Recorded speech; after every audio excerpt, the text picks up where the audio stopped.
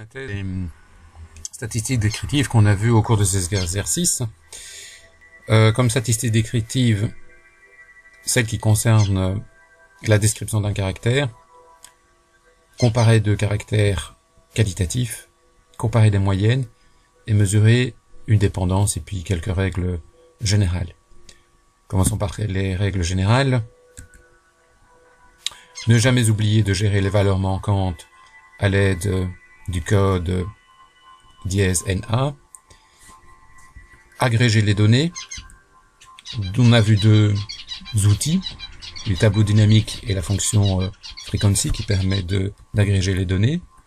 Et puis ensuite, une fois qu'on a agrégé les données, de construire un graphique. Ne jamais oublier de mettre un titre explicite qui décrit clairement ce que fait le graphique, de décrire l'axe des abscisses et ses unités, et de décrire l'axe des ordonnées ainsi que ses unités. Voilà donc pour les règles générales, quelles que soient les autres méthodes. Pour décrire un caractère, il faut séparer les caractères qualitatifs des caractères quantitatifs. Caractères qualitatifs sont des caractères qui prennent des valeurs nominales, donc qui ne prennent pas dont les valeurs ne peuvent pas s'additionner, ne peuvent pas s'ordonner.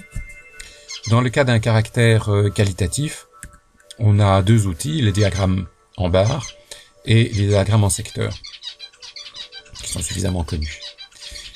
Pour les caractères quantitatifs, là, il faut à nouveau avoir un diagramme, mesurer des tendances centrales, mesurer une dispersion.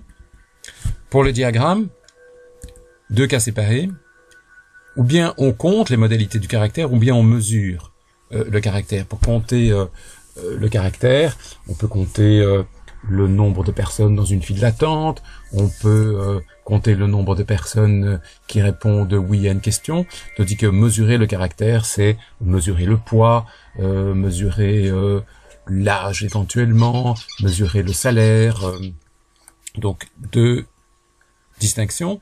Quand on a affaire à un caractère quantitatif du type discret, donc dont on compte les modalités, on fait un diagramme en barre avec comme valeur en abscisse les différentes valeurs possibles pour le caractère.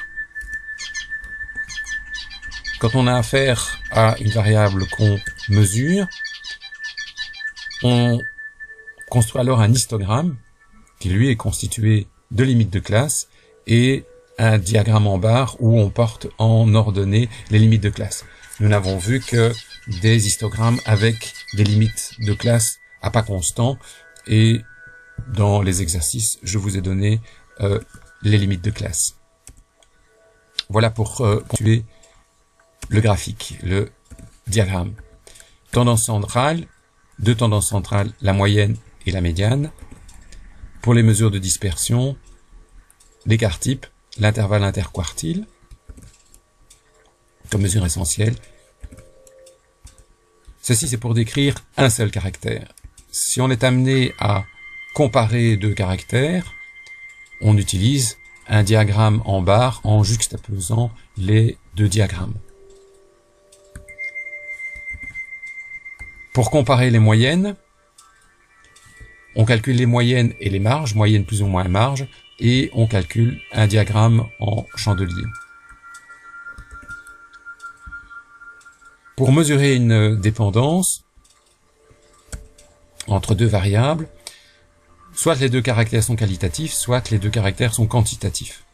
Si les deux caractères sont qualitatifs, on utilise un tableau de contingence. Dans le tableau de contingence, on calcule les 100% en ligne et les 100% en colonne. Et par contre, dans le diagramme, on construit les diagrammes en barres, mais cumulés.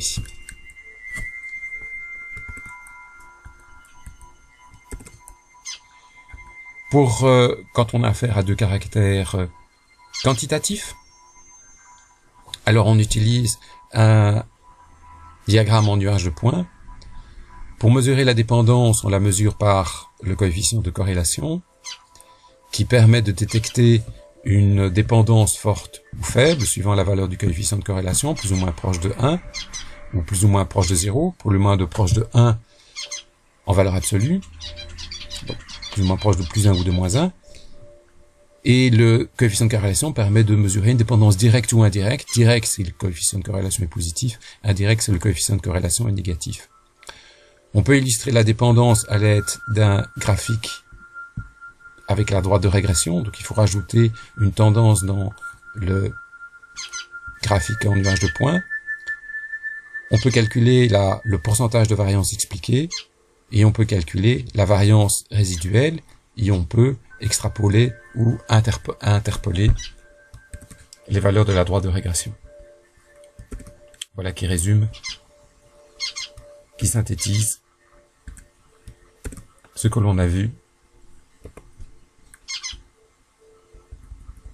aux séances d'exercice.